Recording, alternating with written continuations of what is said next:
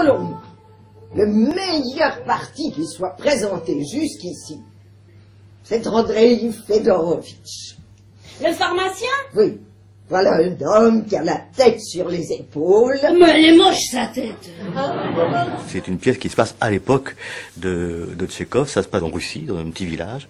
Et ce sont deux sœurs qui s'appellent Olga et Irina. Elles ont un seul souci, c'est de marier leur nièce, qui n'est pas mariée, qui n'a pas envie de se marier du tout. Que comptez-vous dire à notre nièce, Roman Ivanovitch? Ce que je ressens, que mon seul désir est de vivre dans son ombre. Dans son ombre? Ah oui, Irina Sergeyevna, quoi de plus merveilleux que vivre dans l'ombre d'une jeune fille en fleurs. Ah, comme je serais heureux si je pouvais être l'ombre de Natacha Petrovna. Et même si je n'étais que l'ombre de son ombre, l'ombre de sa main, l'ombre de son petit chien. Vous êtes baron, Roman Ivanovitch. Vous nous aviez caché ça. Être noble, en vérité, me pèse, Olga Sergeyevna. Tu vois, Natacha, que Roman Ivanovitch n'est pas un nain. Oh, mais je n'ai jamais dit ça. Et si tu l'as dit, un nain comme les autres? Ne faites pas attention à ce que dit ma sœur, Roman Ivanovitch. Ah non, c'est pas moi, c'est elle. Elle voit des nains partout. Je fais un peu de mélange. Mon système, c'est de prendre une idée dans un grand auteur et puis de rajouter ce qui est plus dans notre imaginaire à nous, dans les mots qu'on connaît. Je suis bien ici, à la roseraie, n'est-ce pas? C'est le nom de cette propriété, en effet. Oui, à cause des rosiers qui ont planté nos parents. Hélas, il y a longtemps que les rosiers sont morts. Et nos parents aussi. Irina, s'il te plaît. Si je suis bien à la roseraie, vous êtes par conséquent les sœurs Karamazov. Si je comprends bien, lieutenant, vous n'avez pas l'intention de vous marier. Me marier. Dieu m'en garde. Pourquoi me limiter à une seule femme quand il y en a tant qui me tendent les bras?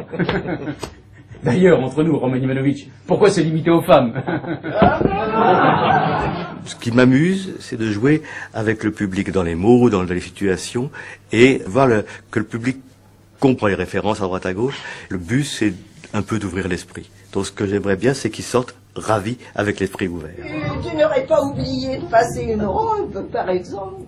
Je ne mettrai pas de corset aujourd'hui. C'est ma fête. Je fais ce qui me plaît. Mais c'était hier, ta fête, Irina. Hier. Et cette nuit aussi, c'est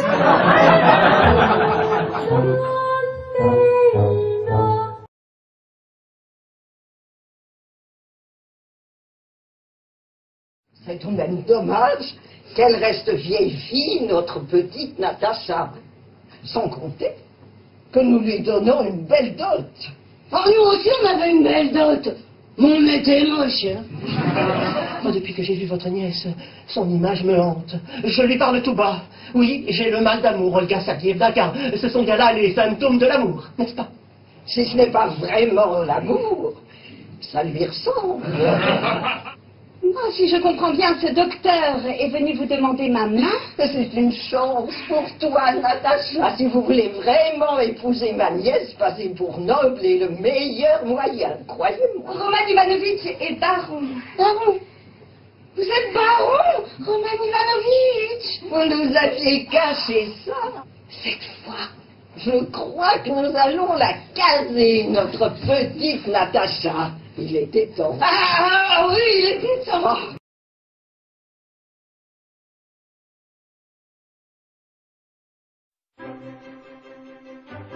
Faut qu'elle se marie, notre petite Natacha. Roman Ivanovitch. Voilà un homme qui a la tête sur les épaules. Oh, mais elle est moche, sa tête.